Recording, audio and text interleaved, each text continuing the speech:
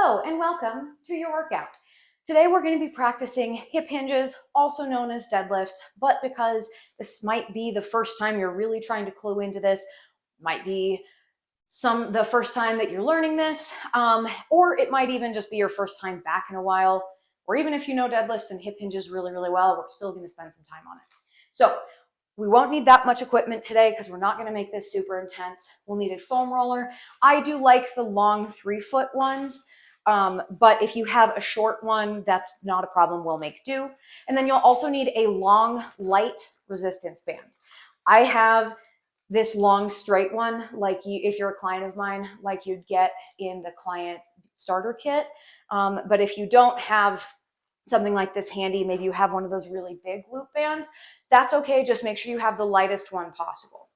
We'll set the band to the side for now, and then we'll go ahead and get started with our foam roller, starting with a foam roller hip hinge.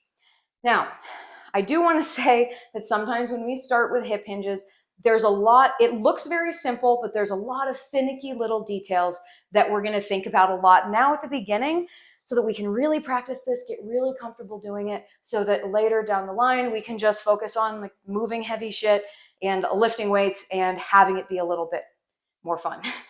So I'm going to show you what this is going to look like first, and then I'm going to walk you through it. We're here, hinging back, and from the side. I feel like the side view is better anyway. So this is our foam roller hip hinge. Looks very simple, but as you'll find out, there's a handful of things to think about if we want to be sure that we're doing this really, really well.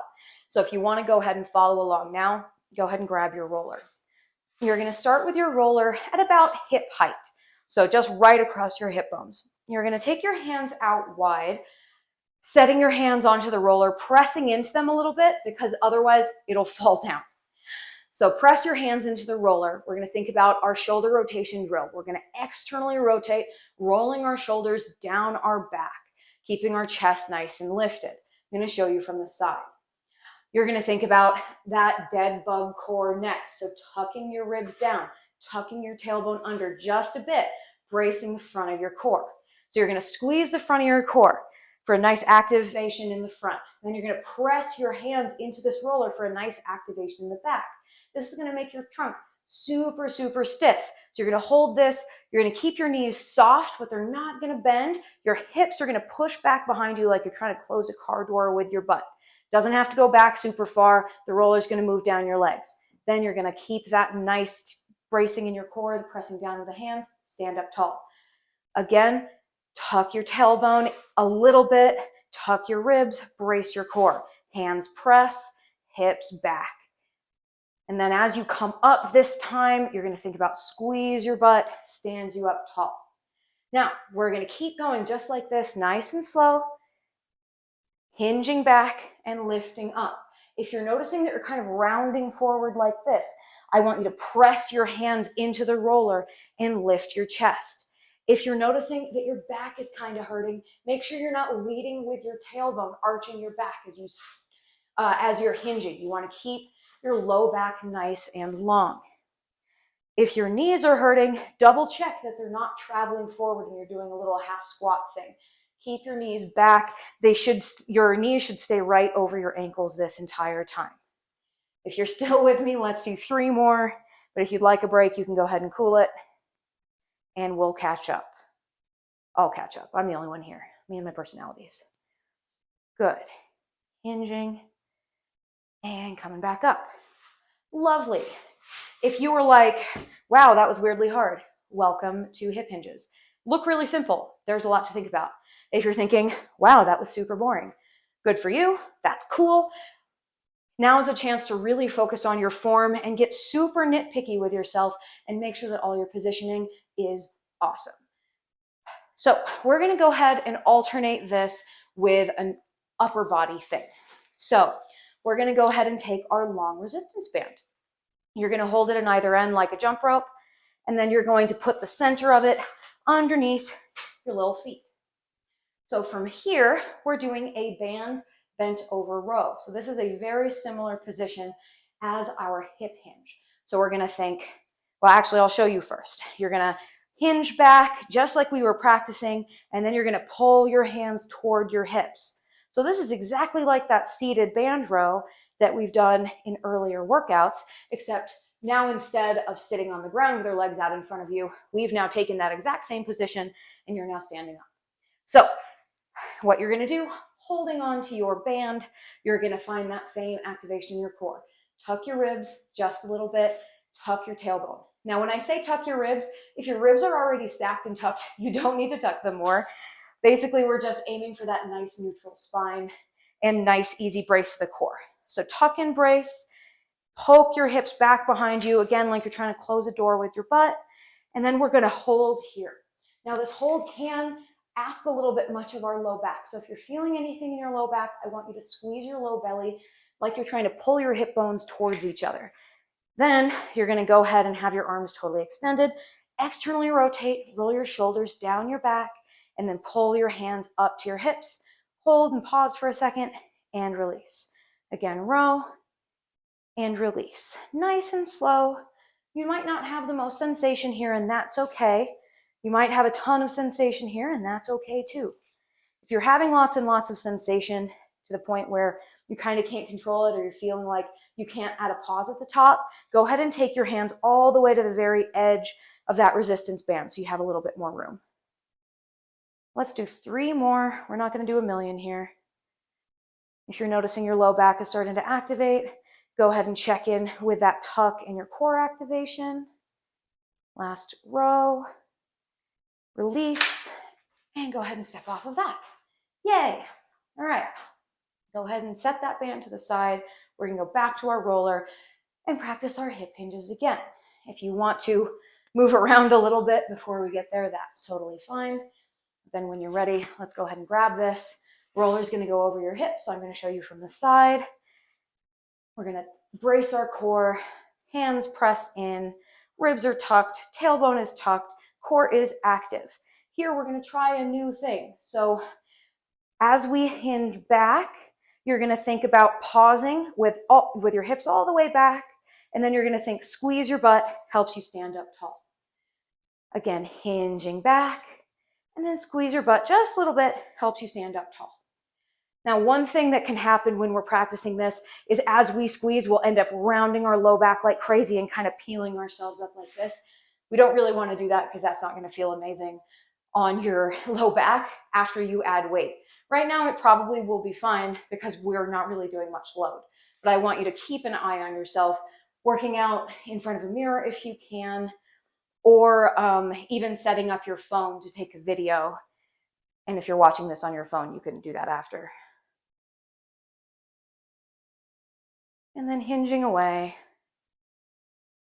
And the nice thing about this, and the reason why we start just with body weight and a foam roller, is because even if you mess up the form a little bit, maybe you get a little funkadelic, you get some low back activation, whatever, we're not using any weight. So the risk of injuring yourself is relatively low. That being said, it's always possible to injure yourself. So just listen to your body. And if something is feeling weird in a bad way, just go ahead and stop and ask me some questions so I can help you with it. Let's do 2 more. And last hinge. And back up. Beautiful. Roller is going to go to the side. Grab your band. We're going to go ahead and lasso our little feet. And then we're going to go ahead and make sure that I'm sideways and hinge back. First, we brace our core, hinge, checking that our knees aren't traveling forward, but are staying back over our ankles. And we row, pulling our hands towards our hips. And if you're noticing that if your wrists are hurting here, check that you're not breaking into your wrists like this. You want to keep your wrists in line with your elbows so that it doesn't stress out your wrists. A little row, little hold, little release. Thinking about that external rotation, and you're pulling from your mid back. Your arms are also working, but they're along for the ride. They shouldn't be the main movers. As you get tired, you might notice that you're starting to creep your hands up toward your ribs. If you notice yourself doing that, see if you can lower them back down to your hips. And if you can't do that without it feeling really hard, congratulations, you found enough fatigue to end your set. But if you're still with me, let's do 3 more.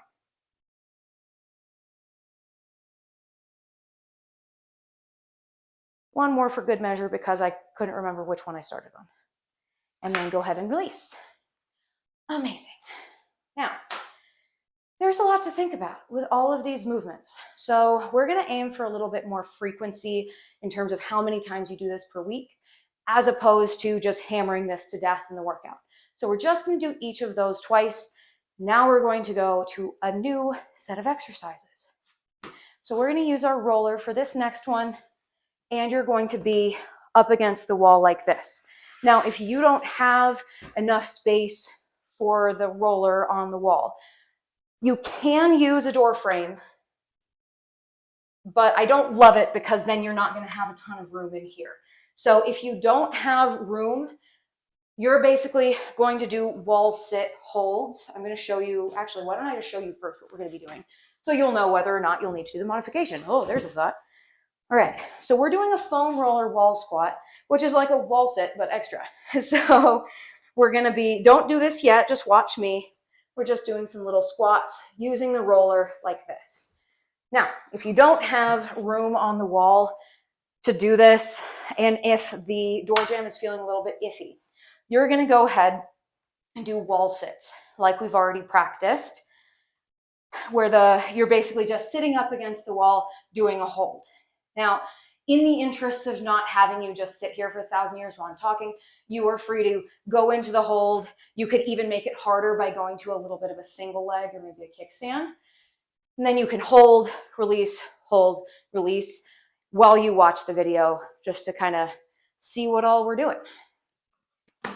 Now, if you're not modifying and you're with me for this part, you're going to take your roller, you're going to set it up against the wall, and it's going to start, you're going to set it in between your hips and your low back. So not super high on the back, not super low on the hips either. So it's just kind of finding a spot that feels relatively comfortable because the roller is going to be traveling up your back as we squat down.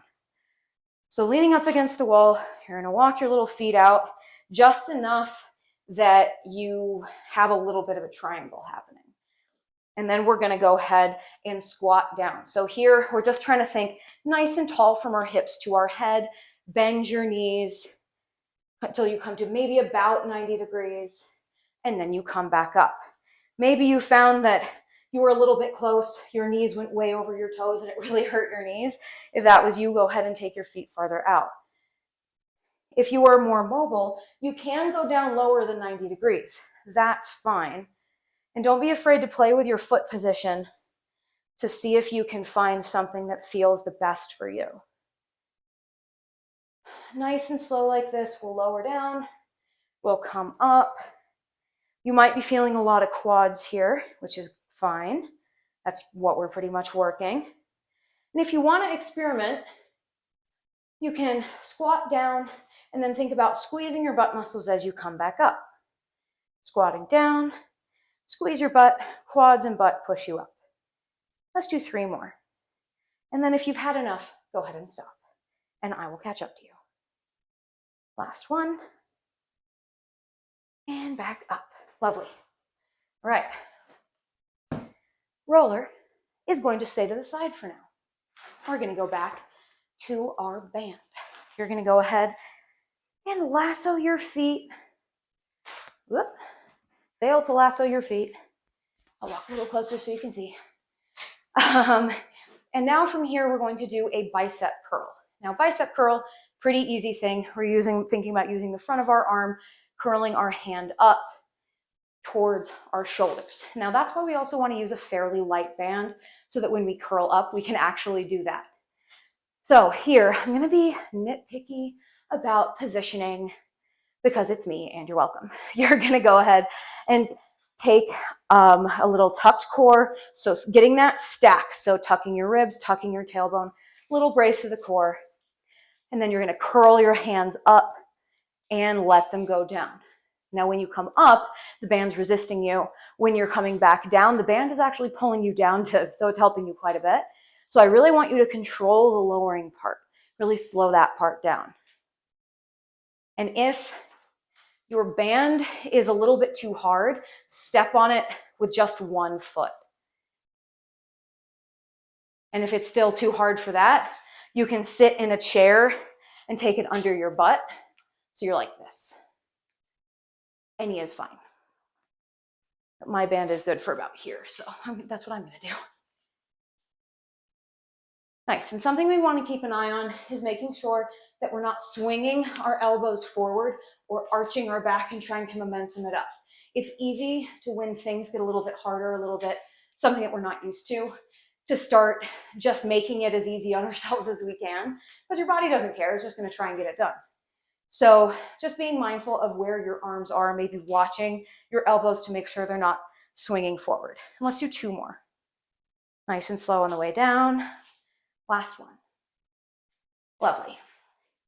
Go ahead and set this guy to the side.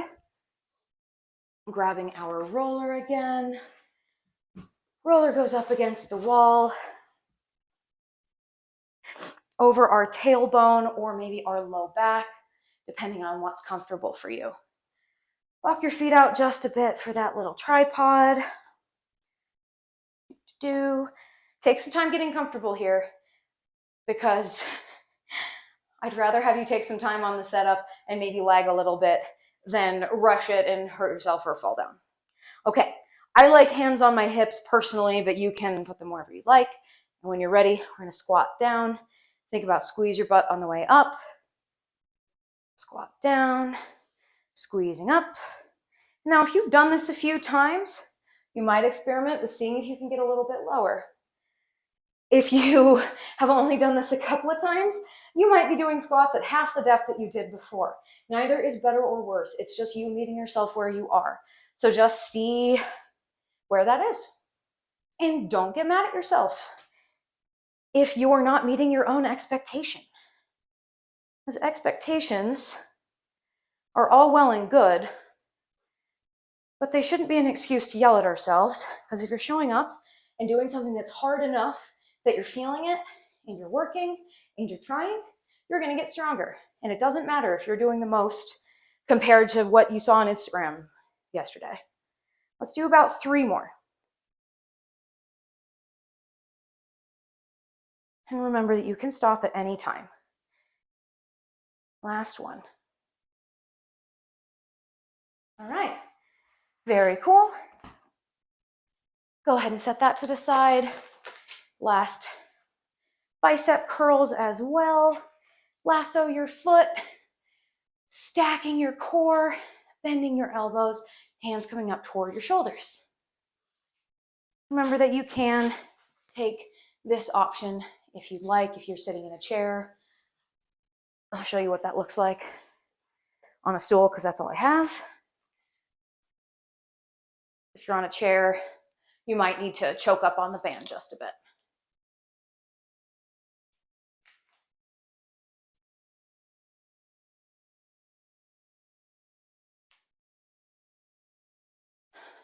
All right, so you can go ahead and stop if you're ready. And if you're still with me, we're gonna do 3 and 2 and 1 and release. Toss that shit to the side, because you're done. Good job. Let me know if you have any questions, and I will talk to you soon.